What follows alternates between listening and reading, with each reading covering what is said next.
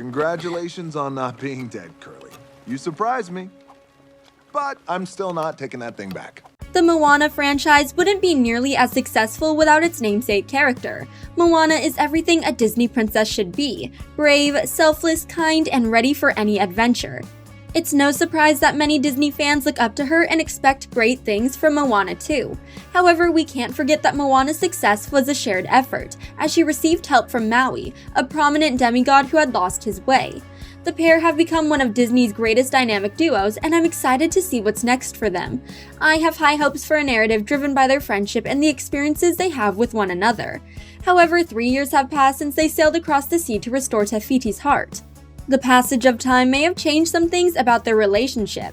In today's video, I'll discuss how Moana and Maui's friendship should have evolved between the two films. What's that for? That's, man's discovery of Nunya. What's Nunya? Nunya business. Number 1. They'll be old friends. When Moana set off on her journey to restore Te Fiti's heart, she planned to sail alone. With everyone on her island taught to fear the water, there wasn't anyone to help her navigate the vast sea. Fortunately, fate was on her side when she came to the same island that Maui, a demigod from her folklore, had been stranded on after losing his magical fishhook. Despite being a revered person in her culture, Maui makes a bad first impression when he tries to steal Moana's boat from her, desperate to escape his solitary life on the island. Their personalities are so different that they can't help clashing, even when they decide to work to lift the curse. During their adventure, Maui and Moana learn to trust and rely on one another. They work together to get past various threats, including the Kakamora, Tatamoa, and Te Kā. Once they restore Te Fiti's heart and save Moana's people, the newfound friends go their separate ways. Moana returns to Motunui to become their next chief, and Maui departs on his next adventure, using his shape-shifting abilities to take to the skies. I like to think that he watches over Moana and checks in from time to time, but based on the trailers for Moana 2, it seems like he has become a legend. One of Moana's crewmates, Moni, idolizes Maui and faints upon meeting him. Moana also seems surprised to see Maui when he appears on her boat. Each interaction implies that Maui hasn't appeared on Motunui or visited their chief in some time. However, a single adventure can create lifelong bonds, and I believe Moana and Maui will begin their second adventure acting like old friends who have plenty to catch up on. Kakamora. Kako what? Murdering little pirates. Wonder what they're here for. Number 2. Moana will call the shots. When we first meet Moana, she was born and raised in Motunui. Her knowledge went as far as her island and the stories told by her grandmother. Unlike her ancestors who treated navigating like a way of life, Moana knew nothing about sailing, maintaining a ship, or living at sea. Her inexperience meant she wasn't going to make it far in search of Te Fiti, even with the sea looking out for her. Fortunately, crossing paths with Maui is exactly what she needed. He has previous experience sailing and knew how to maintain her boat. By watching and learning from Maui, Moana learns to become a competent sailor throughout the first film. By the time she returns to Motunui, she's confident enough to set sail on her own. When we see Moana again in the most recent trailers, she has recently completed a 3-day-long expedition. I find it interesting that Moana still prefers to sail alone, despite many boats lingering by the shore. The first look at Motunui makes me think that the majority of sailors remain fishermen who rarely go beyond the reef.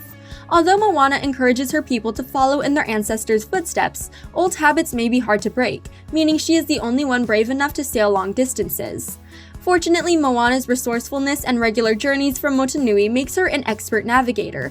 We know that the sequel will feature new characters, including the 3 who will become Moana's crew.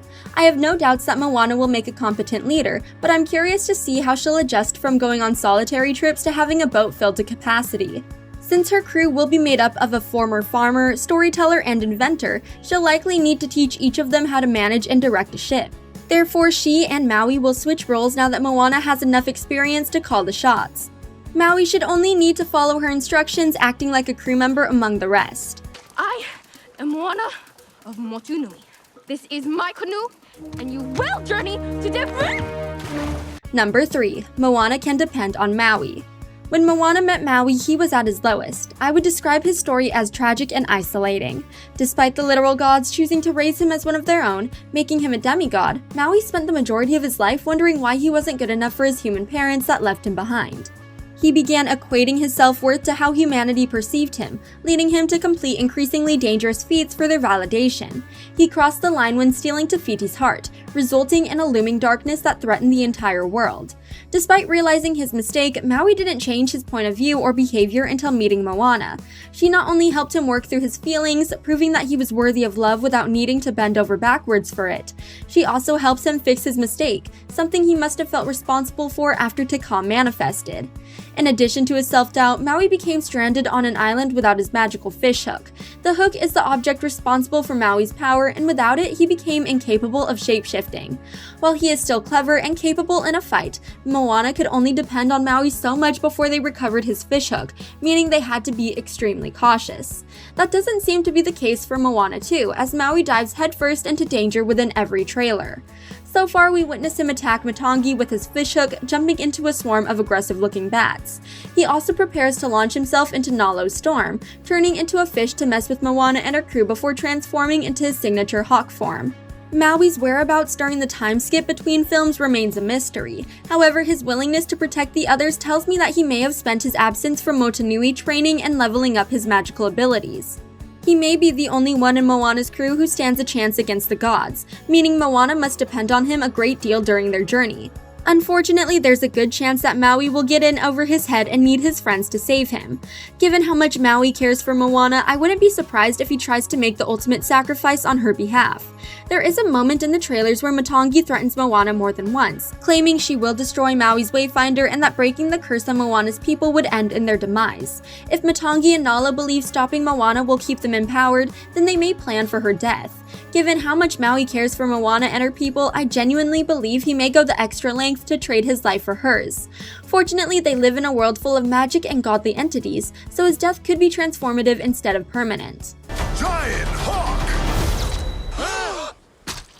So serious.